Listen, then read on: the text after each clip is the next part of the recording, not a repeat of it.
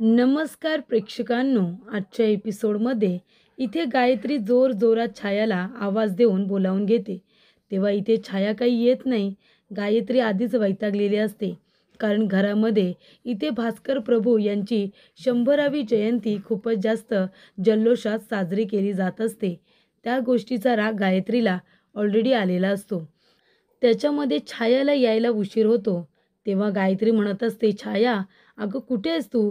तेव्हा छाया इथे आता बेदाणे खात खातच त्या ठिकाणी आलेली असते.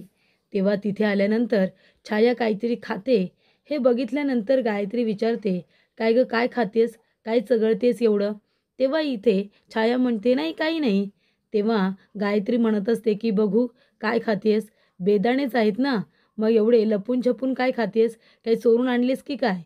तेव्हा छाया म्हणते, नाही नाही दीदी, चोरून आणलेले नाही आहेत, बक्षीस दिलेत मला. तेव्हा गायत्री म्हणते, बक्षीस कुणी दिले तुला? तेव्हा छाया म्हणते, अगं काय झालं, तेजसने आहे ना बोर्ड लिहिला होता, म्हणजे भास्कर प्रभू यांची जयंती आहे ना, तेव्हा 100व्या जयंतीनिमित्ताने त्याने बोर्डवरती संपूर्ण माहिती लिहिली होती. पण विनोदने काय केलं, सगळं खोडून टाकलं. म्हणून मी छान अक्षरात तो बोर्ड पुन्हा लिहिला. तेव्हा तेजसने, मानसीने सगळ्यांनीच माझं कौतुक केलं आणि हे बेदाणे मला दिलेत. तेव्हा इथे गायत्री तिला म्हणते की नाही ते सगळं ठीक आहे, कौतुक वगैरे, पण कौतुक केलं म्हणून लगेच हुरळून जाऊ नकोस आणि बाकीच्या सर्व गोष्टींवरती लक्ष दे. कुणाला काही सांगू नकोस, कळलं ना? कारण तेजस, मानसी खूपच जास्त चलाक आहेत आणि आपलं तर काय आनंदी आनंदच आहे, नाही का? तेव्हा इथे छायाला तिने सगळ्यांपासून लांब राहायला सांगितलेलं असतं. तेवढ्यातच प्रेक्षकांनो, इथे तेजस म्हणत असतो की आपण त्या छायाचं इतकं कौतुक करतोय, पण ते आपल्या बाजूने कधीच होणार नाही.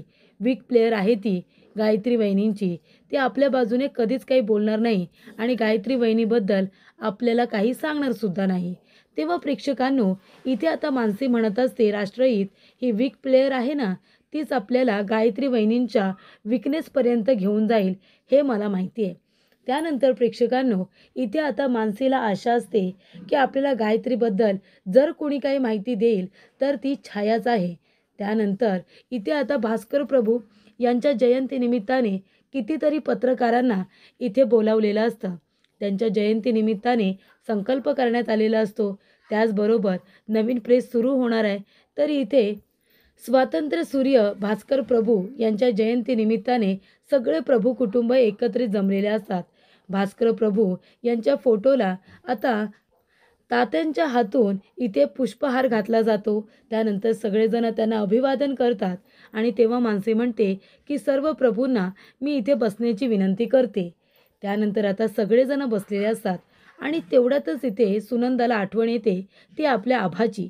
आभाला लगेचच ती विचारते, आभा तुझा रिझल्ट लागला, मग सासूबाई काय म्हणाल्या? शोभाताई खुश आहेत ना? तेव्हा इथे आता आभा काहीच बोलत नाही. ती फक्त आईकडे बघून हसते. तेव्हा तेजस म्हणतो, अगं आई, हे काय विचारतेस तू? अगं ह्या वेळेला तर मामी खूपच जास्त खुश आहेत. आभाचा चांगला रिझल्ट लागला ना, म्हणून पार्टी केली पार्टी त्यांनी, हो की नाही आभा? तेव्हा इथे आभा गप्पच बसते, कारण घरामध्ये पार्टी नाही तर शोभाने तमाशा केलेला असतो आणि तो तमाशा तेजसने बघू नये म्हणून आभाने त्याला खोटं नाटक कारण सांगून तिथून जायला सांगितलेलं असतं. त्यानंतर प्रेक्षकांनो, इथे मामी आता गायत्रीने सांगितल्याप्रमाणे आभाचे सगळे कपडे बॅगमध्ये कोंबत असते. तेव्हा विनीत म्हणत असतो, अगं आई काय करतेस तू आणि आभाचे कपडे का बरं बॅगमध्ये भरतेस? हे बघ, आभाला इथे येऊ दे, ती आल्यानंतर आपण शांतपणे तिच्याजवळ बोलूया ना, तू आताच का बरं तिचे कपडे घेऊन जातेस? तेव्हा इथे शोभा म्हणत असते, हे बघ विनीत, तू आहे ना गप्प बस आणि तू जर या सगळ्याबद्दल आभाला काही सांगितलंस ना, तर लक्षात ठेव, माझी शपथ आहे तुला, अजिबात तिला काही कळता कामा नये, कळलं तुला? तेव्हा प्रेक्षकांनो, इथे विनीतला आता दार बंद करून शोभाने घरामध्येच कोंबून ठेवलेलं असतं आणि त्याचबरोबर ती इथे आभाचे कपडे घेऊन आता इथे प्रभू निवासाकडे यायला निघालेली असते. त्यानंतर प्रेक्षकांनो, इथे आता सगळ्यांसमोर सूत्रसंचालन करण्यासाठी इथे मानसी उभी राहिलेली असते. मानसी म्हणत असते की भास्कर प्रभू यांच्या आता फोटोला अभिवादन करून मी माझे 2 शब्द सुरू करते आणि इथे आता मानसी म्हणत असते की तुम्ही सगळेजण इथे भास्कर प्रभूंच्या जयंती निमित्ताने आलात, त्यामुळे सगळ्यांचे खूप खूप आभार.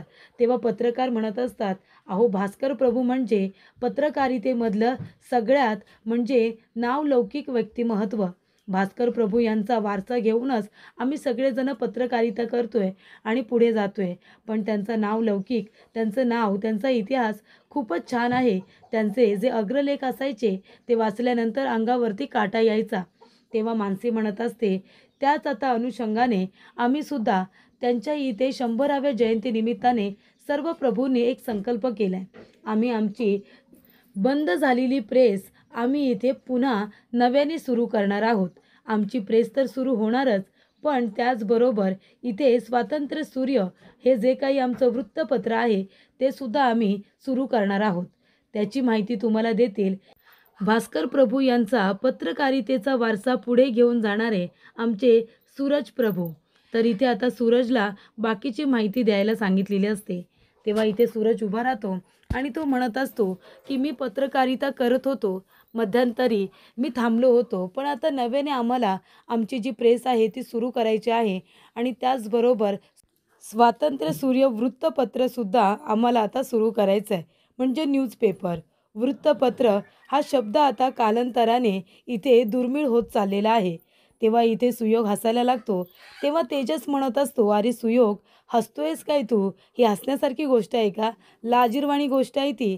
त्याचनंतर प्रेक्षकांनो, तेजस म्हणत असतो की आम्ही आमची प्रेस सुरू करणारच आहोत आणि त्याचे संपादक असणार आहेत सूरज प्रभू. सगळेजण टाळ्या वाजवतात, त्यांचं स्वागत करतात. त्याचबरोबर एक पत्रकार उभे राहतात आणि ते म्हणत असतात, पण मध्यंतर तुम्ही म्हणालात की तुम्ही पत्रकारिता थांबवली होती. मध्यंतरी तुम्ही एक अग्रलेख लिहिला होता. तुम्ही एक माहिती छापून आणली होती आणि त्याच्यामुळेच तुम्हाला अरेस्ट झाली होती. तुमच्या विरोधात गुन्हा दाखल केला होता आणि तुम्हाला अटक करण्यात आली होती. बरोबरच ना? काही लोकांनी तुम्हाला मारहाणसुद्धा केली होती, ती बातमी छापलीत म्हणून. तेव्हा इथे सूरज लगेच घाबरतो. त्याला जे काही प्रश्न विचारलेले असतात त्यामुळे. तेव्हा मानसी म्हणत असते की हो, इथे सूरजदादांनी जो काही लेख छापून आणला होता त्यामुळे त्यांनी कामगारांच्या भल्याचा विचार केला होता. जो काही बिल्डर होता त्याच्या विरोधात जी माहिती लिहिली होती ती अगदी योग्य होती, पण त्यावेळेला कामगारांना असं वाटलं की इथे सूरज प्रभू त्यांना भडकवण्याचं काम करतायत आणि जो भांडवलदार होता तो त्यांच्या हिताचा विचार करतोय असं त्यांना वाटत होतं. पण इथे भांडवलदाराचा खरा चेहरा इथे आता सूरजदादांनी त्या लेखामध्ये छापून आणला होता, जेणेकरून कामगारांना त्याचा खरा चेहरा कळेल. पण त्यावेळेला कामगारांना पैसे महत्त्वाचे वाटले आणि म्हणूनच त्यांनी इथे सूरजदादांच्या विरोधात गुन्हा दाखल केला. पण आता त्याच कामगारांपैकी काही कामगार आपल्यामध्ये हजर आहेत आणि त्यांना आता कळतंय की त्या भांडवलदारांनी त्यांचा कसा गैरफायदा घेतला आणि त्यांना फसवलं. तेव्हा इथे ते कामगार उभे राहतात आणि म्हणतात की त्यावेळेला भांडवलदाराच्या विरोधामध्ये इथे आता तो लेख छापून आणला तो एकदम योग्यच होता. पुढे जाऊन आमची परिस्थिती तशीच निर्माण झाली. त्यावेळेला मिल विकत घेतली, आम्हाला पैसे दिले, पण काय झालं, ते पैसे आम्हाला पुरलेत का? त्यानंतर आम्हाला कुठेच नोकरी नाही मिळाली. आमच्या मुलाबाळांचे हाल सुरू आहेत. अहो स्वतःचं घरसुद्धा आम्हाला घेता आलेलं नाही आहे. त्यामुळे तेव्हा तो पैसा मिळाला, त्यामुळे आम्ही हुरळून गेलो, पण नोकऱ्या मात्र निघून गेल्या. तेव्हा मानसी म्हणत असते, तसंच असतं. कधी-कधी आपण माणसांना ओळखायला चुकतो. सूरजदादांनी तुमच्या भविष्याचा विचार केला आणि तो लेख लिहिला होता, पण तुम्ही तात्पुरता विचार केलात. तुम्हाला असं वाटलं की तुम्हाला तेव्हा जे पैसे मिळालेत ते खूप आहेत, त्याच्यामध्ये आम्ही आमचं आयुष्य छान पद्धतीने काढू. अहो पण ते पैसे पुरतात का? त्याच्यामुळे काय झालं? पण इथे सूरजदादांनी तात्पुरता विचार न करता पुढचा विचार केला, पण त्यांना तुरुंगात जावं लागलं, कारण गैरसमज झाला होता म्हणून. पण त्यांचा आवाज सर्वसामान्यांपर्यंत पोचला पाहिजे की नको? त्यांची दखल घेतली पाहिजे ना? तेव्हा एक पत्रकार उभी राहते आणि म्हणते, आम्ही त्यांचं म्हणणं लोकांपर्यंत आमच्या माध्यमातून नक्कीच पोचवू आणि त्यांना एक संधीसुद्धा दिली जाईल, असं इकडे आता म्हटलं जातं. त्यानंतर प्रेक्षकांनो, गायत्री प्रभू कुठेच दिसत नसते. त्यामुळे एक पत्रकार उठतात आणि म्हणतात की भास्कर प्रभू यांच्या जयंतीनिमित्ताने सगळे प्रभू इथे उपस्थित आहेत, पण तुमच्या घरातली मोठी सून म्हणजे गायत्री प्रभू कुठे दिसत नाही आहेत. त्या जयंतीमध्ये सामील नाही झाल्या का? तेव्हा प्रेक्षकांनो सगळेजण एकमेकांच्या तोंडाकडे बघत असतात. तर इथे आभाचा फोन घरामध्ये असतो आणि तेवढ्यातच विनीतने आभाला फोन केलेला असतो. तेव्हा त्या ठिकाणी गायत्री उभी असते. गायत्री म्हणत असते की जावई बापूंचा फोन आणि ती फोन उचलते. हॅलो म्हटल्यानंतरच विनीत म्हणतो, हॅलो आभा, अगं कुठे आहेस तू? तेव्हा गायत्री म्हणत असते, विनीत, अरे आभा आहे ना बाहेर आहे. ते भास्कर प्रभू यांच्या जयंतीनिमित्ताने कार्यक्रम आहे ना, ती बाहेर आहे. पण तुला काय बोलायचं आहे का? काही निरोप द्यायचा असेल तर मला सांग, मी देते. तेव्हा इथे विनीत म्हणतो, नाही नको, खूप महत्त्वाचं तिच्याशी बोलायचं होतं. तुम्ही जरा फोन देता का तिला? तेव्हा गायत्री म्हणत असते, अरे विनीत, आता फोन कसा काय देणार? ते कार्यक्रमामध्ये आता बिझी आहे ना. तेव्हा इथे विनीत म्हणतो, तुम्ही एक काम करा ना मॅम, तिला तुम्ही माझा फोन द्या. तिला हवं तर निरोप द्या आणि सांगा की लवकरात लवकर विनीतला फोन कर म्हणून. मला तिच्याशी थोडं महत्त्वाचं बोलायचं आहे. तेव्हा गायत्री म्हणते, अरे मला सांग, काय निरोप आहे तो? मी देते ना तिला. तेव्हा विनीत म्हणतो, नाही असं काही निरोप नाही आहे. तुम्ही फक्त तिला सांगा की विनीतचा कॉल आला होता, लवकरात लवकर फोन करायला सांगितलंय, इतकं फक्त तुम्ही सांगा आणि तो फोन आता ठेवून देतो. तेव्हा गायत्री म्हणते, असा कसा निरोप देणार? गोंधळ तर झाला पाहिजेच ना, कुणाला काही कळणार नाही. जेव्हा तुझी आई इथे येईल ना, तेव्हा इथे प्रभूंचा खरा तमाशा होईल, असं इकडे आता गायत्री म्हणत असते. गायत्रीला काही करून भास्कर प्रभू यांच्या जयंतीनिमित्ताने तमाशा करायचाच असतो आणि तो ती करते. तर प्रेक्षकांनो, इथे आता गायत्री प्रभू उपस्थित का नाही आहेत? म्हणून दिनेश म्हणत असतो की तिची जरा तब्येत, असं म्हटल्यानंतरच तिथे गायत्री आहे त्याने म्हणते, माझी तब्येत ठीक आहे आता, मी आले इथे. त्यानंतरला गायत्री आल्यानंतर सगळे प्रभू तिच्याकडे बघायला लागतात. तेव्हा इथे तेजस मानसीला खुणावतो आणि म्हणतो, ठीक आहे, आता आपल्याला यांचा वीक पॉईंट नक्की काय आहे हे कळणार आहे. तेव्हा प्रेक्षकांनो, इथे तेजस म्हणतो की या वहिनी या, बरं झालं आता तरी आलात, नाहीतर लोकांना वाटलं असतं की इथे गायत्री प्रभू यांना भास्कर प्रभू यांच्या जयंतीमध्ये सामील व्हायचं नाही आहे, बरोबर की नाही? तेव्हा इथे आता गायत्री आलेली असते. ती म्हणते, अरे आभा, तू पण आली आहेस का? एकटीच आलीस? विनीत कुठे आहे? विनीत आणि तुझ्या सासूबाई आल्या नाही का? तेव्हा इथे मानसी म्हणते, अहो नाही, सासूबाई आणि विनीत दोघेही आलेले नाही आहेत, पण आपली आभा आली आहे ना, आपली आभा आली आहे. या ना वहिनी या, तुम्ही इथे बसा. तेव्हा इथे आता तेजस म्हणत असतो, अरे पण त्यांना बसायला जागा नाही आहे ना, कुठे बसतील त्या? तेव्हा छाया म्हणत असते, विनोदला तू उठ. विनोद म्हणत असतो की तू उठ, मी उठणार नाही आहे. तेव्हा सुयोग म्हणतो, या या वहिनी, इथे या बसायला. तेव्हा तेजस म्हणतो, अरे देवा, गायत्री वहिनींना जागा नाही आहे का बसायला? अरे काय हे सुयोग, तिथे कुठे बसायला सांगतोयस वहिनींना? अरे प्रभू घराण्यातल्या थोरल्या सून आहेत त्या, मग आता सगळे प्रभू इथे बसलेत की नाही, मग गायत्री वहिनीने सुद्धा इथेच बसलं पाहिजे. वहिनी, तुम्ही तिथे कुठे बसताय? इथे या बरं. काय रे दादा, अरे वहिनीला खुर्ची दे बसायला. तू तुझ्या हृदयात जागा दिली आहेस वहिनीला, आता खुर्चीमध्ये दे. नाहीतर जागा नाही दिलीस ना, तर काल रात्री तुला तुझ्या रूममधून बाहेर काढलं होतं, आज घरातून सुद्धा बाहेर काढायला मागे पुढे बघणार नाहीत त्या, माहिती आहे ना? तेव्हा इथे दिनेश म्हणतो, अगं ये ये गायत्री ये, इथे बस ये. तेव्हा प्रेक्षकांनो, इथे आता तेजस हळूवारपणे हे सगळं दिनेशला सांगतो. तेव्हा दिनेश घाबरतो आणि लगेच आपली खुर्ची तो इथे गायत्रीला बसायला देतो आणि तो स्वतः बाजूला जाऊन उभा राहतो. त्यानंतर प्रेक्षकांनो, इथे आता भास्कर प्रभू यांचा फोटो तिथे लावलेला असतो. गायत्री फोटोच्या पाया पडत नाही. तेव्हा तेजस म्हणत असतो की वहिनी, अहो इथे आता भास्कर प्रभू यांच्या जयंतीनिमित्ताने आपण हा कार्यक्रम ठेवला आहे ना, तर त्यांच्या फोटोला जरा अभिवादन करा, पाया वगैरे पडा. नाही, आम्ही सगळ्यांनी त्यांचं दर्शन घेतलं आहे, तुम्हीसुद्धा जरा घ्या. तेव्हा प्रेक्षकांनो, गायत्रीची अजिबात इच्छा नसते, पण तरीसुद्धा ती आता फोटोच्या पाया पडते आणि ती म्हणत असते की लवकरात लवकर सर्व प्रभूंचे फोटोज असेच एका बाजूला एक लागलेले असतील, पण चेहरे मात्र सगळ्यांचे हरलेले असतील, असं आता गायत्री म्हणत असते. त्यानंतर प्रेक्षकांनो, इथे आता मानसी म्हणत असते की चला, आता इथे भास्कर प्रभू यांचं कार्य सगळ्यांपर्यंत पोचावं म्हणून आम्ही काही तयारी केली. तर इथे सगळ्यात आधी त्यांचं कार्य तुमच्यापर्यंत पोचवण्यासाठी येणार आहे प्रभू घराण्यातील सर्वात तरुण व्यक्तिमत्व, आमची आभा. तेव्हा इथे आभा आता सगळ्यांच्या समोर येते आणि भास्कर प्रभू यांच्या लेखाबद्दल, त्यांच्याबद्दल तिला जी माहिती आहे, तिने जे ऐकलंय ते ती सगळ्यांना येऊन सांगते. तोपर्यंत इथे शोभा आता कपड्यांची बॅग घेऊन इथे आभाची त्यांच्या घरी येत असते. त्यानंतर प्रेक्षकांनो, इथे आता काही पत्रकार सुनंदाला सुद्धा प्रश्न विचारतात. तेव्हा सुनंदा त्या घरची सून असल्यामुळे ती सुद्धा इथे भास्कर प्रभूंबद्दल तिला जी काही माहिती आहे, जे काही तिने अनुभवलंय, हे त्यांचे चांगलं कार्य ती आता लोकांना सांगत असते. त्याचबरोबर इथे आता तात्या उभे राहतात. ते सुद्धा आता माहिती सांगतात. इथे दिनेशला काही प्रश्न विचारले जातात. दिनेशसुद्धा माहिती देतो. आता राहिला प्रश्न गायत्रीचा. तेव्हा गायत्रीला प्रश्न विचारण्यासाठी स्पेशल पत्रकार तिथे बोलावलेले असतात, जे इथे सुयोग तेजसने मॅनेज केलेले असतात. ते पत्रकार आता उभे राहतात आणि ते म्हणतात की मला प्रश्न विचारायचा आहे. इथे प्रभू घराण्यातील थोरल्या सुनेला म्हणजे गायत्री प्रभू यांना मला काही प्रश्न विचारायचे आहेत. तेव्हा इथे मानसी म्हणते की हो, गायत्री वहिनींना तुम्ही प्रश्न विचाराच, कारण गायत्री वहिनींना सगळ्यातलं सगळं माहिती असतं. त्यांचा अभ्यास आहे ना तसा, ते खूप अभ्यास करतात. तुम्ही जे प्रश्न विचाराल त्याचं उत्तर तुम्हाला मिळेल. विचारा. तेव्हा इथे आता पत्रकार म्हणत असतात की गायत्री प्रभू, तुम्ही भास्कर प्रभू यांचं व्यक्तिमत्व आधीपासून ऐकलं होतं का? तुम्ही भास्कर प्रभू यांना लग्नाच्या आधीपासून ओळखत होता का? तुम्ही त्यांचं कार्य जवळून बघितलंय? तेव्हा दिनेश म्हणतो, अहो हे असं काय प्रश्न विचारताय? कसं काय बघेल?